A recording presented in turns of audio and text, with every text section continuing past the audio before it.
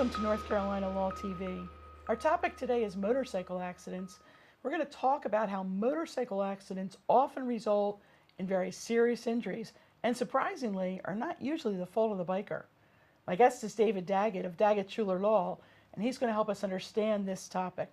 So David, good to see you. Good to see you, Cindy. Thanks for having me. Absolutely. Well, David, tell us about motorcycle accidents and how they're different than car accidents. Well, motorcycle accidents are different than car accidents in that a motorcycle rider is very, very exposed because they don't have a lot of steel around them, and because they're harder to see than a vehicle.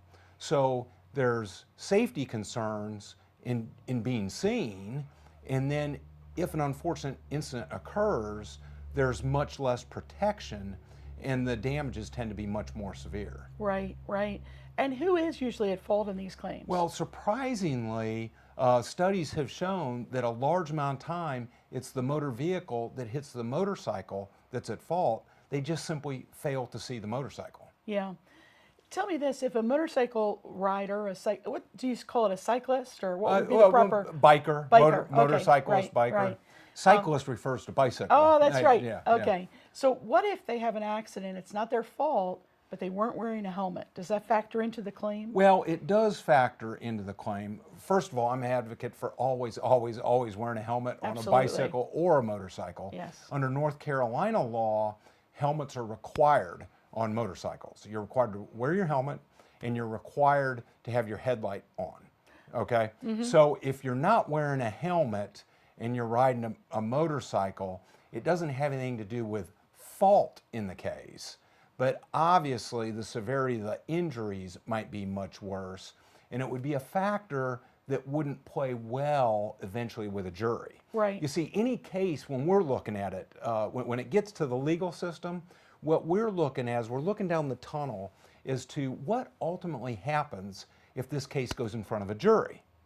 And facts like that are not in the plus column. Yeah. They're in the negative column. So they work against you. But that's getting us a little off course. Wear that helmet. Yeah. Very, very important for safety. Studies show that head injuries are much less severe when you're wearing a helmet, so please wear a helmet. Yeah, yeah. Now what about insurance laws? How do they tell me about that. Well, insurance laws are very, very similar with any motor vehicle. A motorcycle is a motor vehicle. They have all the rights and responsibilities of any other vehicle on the road. Insurance coverage and laws regarding having insurance, mandatory insurance policies, those sort of things affect motorcycles just like they affect cars.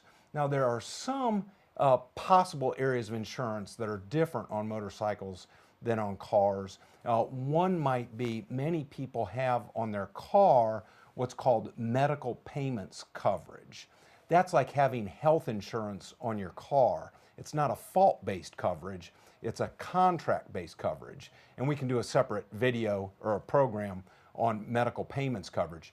Many companies, in fact most companies, do not write medical payments coverage on motorcycle policies. Okay. But your basic liability aspects of coverage, they're the same for cars and for motorcycles. Okay.